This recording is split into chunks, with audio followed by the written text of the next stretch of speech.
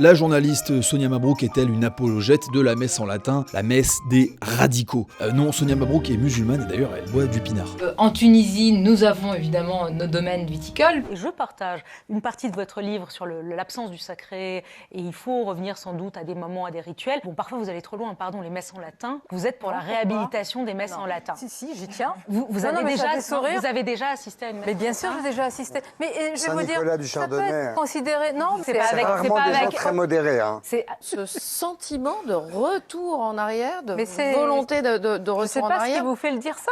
Vous avez peut-être suivi cette séquence sur Quelle époque, l'émission du samedi soir animée par Léa Salamé, où Sonia Mabrouk venait présenter son dernier livre, Reconquérir le sacré, où elle dit admirer la messe en latin. À ce sujet, Léa Salamé lui demande si elle ne va pas trop loin en défendant le latin, et De Chavannes, qui chaque soir coule un peu plus. C'est la première fois que vous avez l'occasion de discuter avec quelqu'un du Rassemblement national. Et donc, en me voyant arriver ce soir, vous vous attendiez à avoir une caricature Bon, je vous ai de regardé l'image déjà. que Bon là, mettez-le dans du riz, clairement. Il a sorti son point Godwin en faisant le lien entre la messe en latin et Saint-Nicolas du Chardonnay, qui est une église affiliée à la fraternité Saint-Pédis, ce qu'on appelle de façon galvaudée les intégristes. Alors pourquoi Léa Salamé et Christophe de Chavannes n'y connaissent pas grand-chose? On va voir ensemble quelle est réellement la place du latin dans la messe, pourquoi ça n'a rien de radical, et pourquoi le latin comme langue sacrée n'a rien d'étonnant parmi les religions. Premièrement parce que le latin est la langue de l'église depuis que Rome est le siège de l'apôtre Pierre, premier évêque de Rome. Le latin est depuis la langue de la messe, elle a été celle des érudits, la langue du droit, de l'université et de la chrétienté médiévale. Et deuxièmement, parce que le pape lui-même et l'église n'ont jamais cessé d'employer pour la messe et les textes pontificaux. Jamais. Le Concile Vatican II lui-même est rédigé en latin.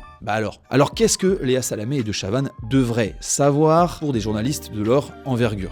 Qu'il existe plusieurs formes de la liturgie de la messe catholique, même une infinité, puisqu'il existe des églises catholiques non romaines, comme par exemple les Grecs catholiques ukrainiens ou les Maronites au Liban. Mais même la messe catholique romaine connaît, disons, deux principales formes du rite, et c'est là où il y a confusion chez nos journalistes de France 2. Une forme dite nouvelle, datant de la réforme de 1970, issue de Vatican II, qui peut être dit dans n'importe quelle langue, ce qu'on appelle les langues vernaculaires, mais dont le canon, soit le déroulé, est rédigé au départ en latin. Elle peut donc être dite évidemment en latin, et c'est ce que le pape fait régulièrement, même lui. Donc De Chavannes, faut se remettre parfois au boulot. Et la deuxième forme de la messe qui existe, dite ancienne ou tridentine, qui date d'avant 1970, celle-là est par contre dite forcément en latin, et elle est défendue aujourd'hui, entre autres par ce qu'on appelle les traditionalistes, mais pas que, parce qu'ils sont attachés à cette messe traditionnelle. Et aussi par des gens comme Sonia Mabrouk, qui est musulmane, et Michel Onfray, qui est athée, et pas qu'à moitié. Et parmi les défenseurs de cette messe en latin, mais traditionnelle, on retrouve les fameux fidèles de Saint-Nicolas du Chardonnay, qui est une paroisse de la fraternité sacerdotale Saint-Pédis. Mais qui sont ces horribles extrémistes qui nous menacent? C'est une communauté fondée par Monseigneur Marcel Lefebvre, excommunié en 1988. Ce qui est intéressant dans cette histoire, on va pas pouvoir l'aborder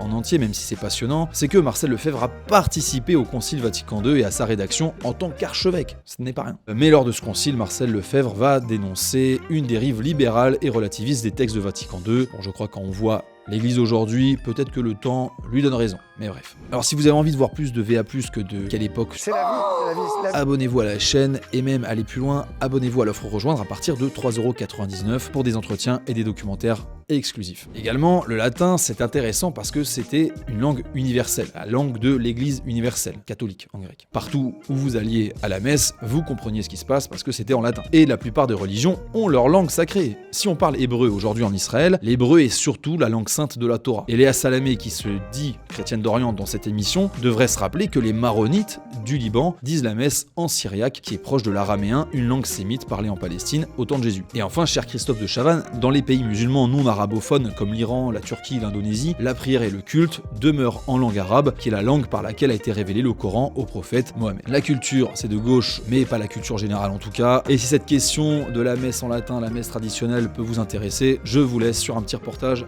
à ce sujet.